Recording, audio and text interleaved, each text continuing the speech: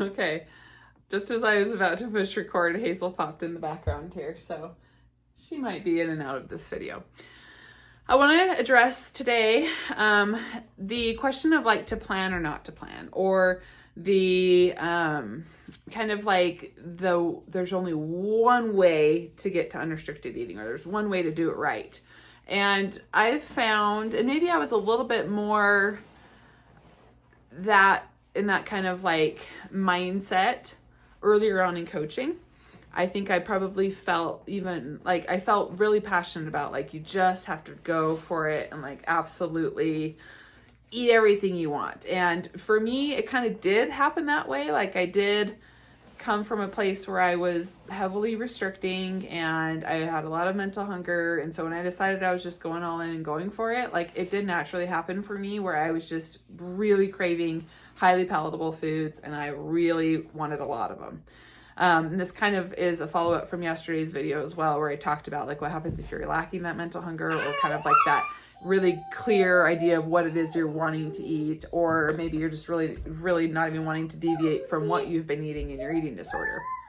And so as I've worked with a good amount of clients at this point, I'm realizing sometimes everyone's not in that initial stage of I just want to eat the house down and I can't get enough food, and I just know that like once I decide and just let go, it's going to be a crazy town. And that doesn't always happen for people. And so when I say just eat unrestrictedly, guess what? They're eating like an extra bowl of cereal in a day, or they're, had an extra scoop of ice cream after dinner. And it's like, oh boy. Okay. So something that I suggest, and that I, again, don't think this applies to everyone, because if you're a person listening to this and you're like, yeah, I did decide to go all in and I just went crazy and it's been awesome and I'm eating the house down every day and I am breaking so many rules, it's insane.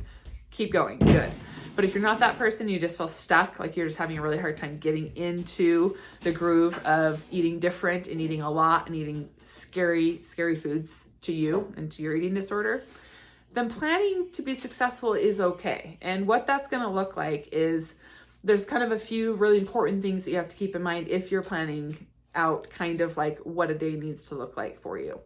So first and foremost, the things that you're putting on this, I don't want to call it a meal plan, I hate that, but the things that you're putting on this non-negotiable list of things that you have to eat that day, they have to be challenging. Otherwise, what's the point in planning, right? So if you're like, well, okay, I'm going to plan out my day. I'm going to have oatmeal for breakfast, and then I'm going to have a protein bar for snack, and then for my lunch, I'm going to have a salad, and then for a snack. And it's like, well, you don't need to plan that. Like that's what you've already been doing. And maybe it's a tiny bit different, but it's not challenging much, right? And so if you are in fact planning out your day, you need to be pretty strict about, first of all, like normal meal times, right? So you don't want to say, I'll have breakfast.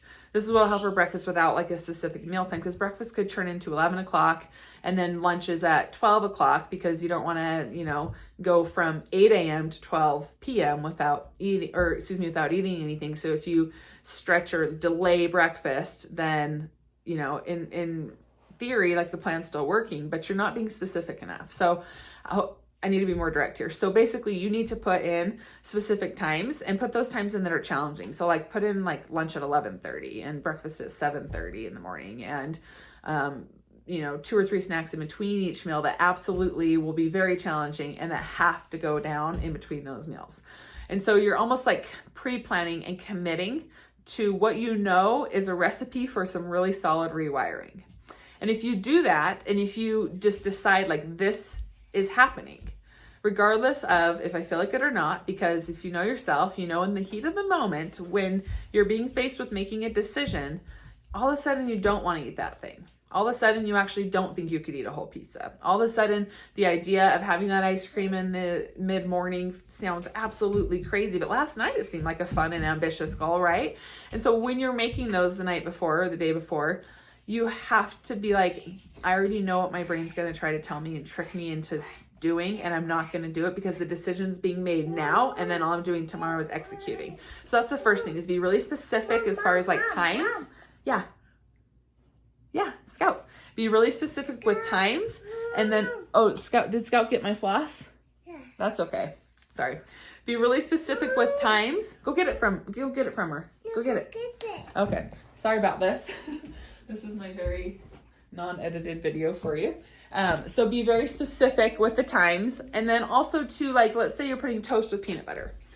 If you know that you have an issue with like scraping peanut butter and just barely covering the surface of your toast, put like 3 huge heaping spoonfuls of peanut butter. Like, be specific so that you can't get out of it or kind of like cut corners when push comes to shove and you're feeling anxious and you don't want to.